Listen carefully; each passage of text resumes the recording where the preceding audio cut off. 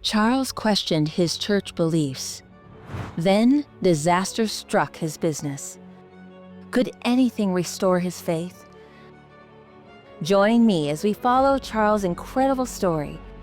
Witness God's amazing power to transform lives. Hi, I'm Cami Utman, and this is AWR360.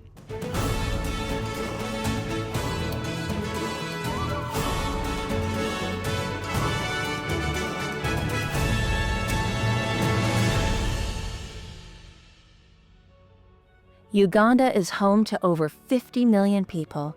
It is a land of rolling hills, cascading waterfalls, and beautiful mountains. Here in the heart of everyday life, Charles' remarkable story begins.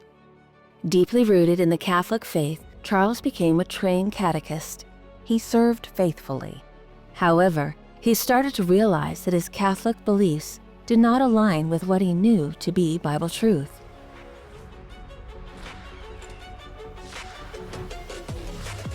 In constant search of answers, he joined the local Pentecostal church. He believed now he had found the right path. Charles was excited to start a bicycle taxi business. He invested in 76 bicycles and employing them to offer transport services in his venture known as boda boda, a term widely used in Uganda to denote taxis. But unfortunately, after a series of thefts, only 30 were left. It became impossible for him to make ends meet. As well, the farmland he purchased began having bizarre setbacks. Workers became ill, so Charles became convinced the land was cursed. Although the land appeared fertile, it yielded meager results. Desperate for a solution, Charles turned to his Pentecostal pastor for advice. The pastor advised him that in order to break the curse, he needed to give his entire income as an offering. Devotedly, Charles handed over all his earnings to the pastor. But instead of relief, his problems only worsened. This plunged him into a deep depression. Noticing that his dad looked sad, Charles' 7-year-old son wanted to make his dad happy by playing music on the radio. The little boy just happened to tune into our local AWR broadcasts. Soon, this uplifting station became Charles' constant companion during his time of discouragement. As he listened, he discovered new things he had never heard before. One day, as Charles continued to listen, a convert from Islam to the Seventh-day Adventist Church delivered a sermon titled, "Know the God You Worship." The speaker talked about the 10 Commandments. Charles noticed discrepancies from earlier teachings as a Catholic and later as a Pentecostal. The presenter encouraged his listeners to take notes. Quickly, with nothing to write on, Charles tore down a poster from the wall. He proceeded to jot down notes on the back, detailing the 10 Commandments. The speaker continued, "Put a star on the 4th commandment.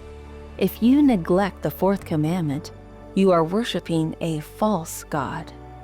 Tears filled Charles' eyes. He realized he unknowingly had been serving the wrong God for years. Determined to act, he sought a Sabbath-keeping church the very next day. However, the nearest Sabbath-keeping congregation left him disappointed.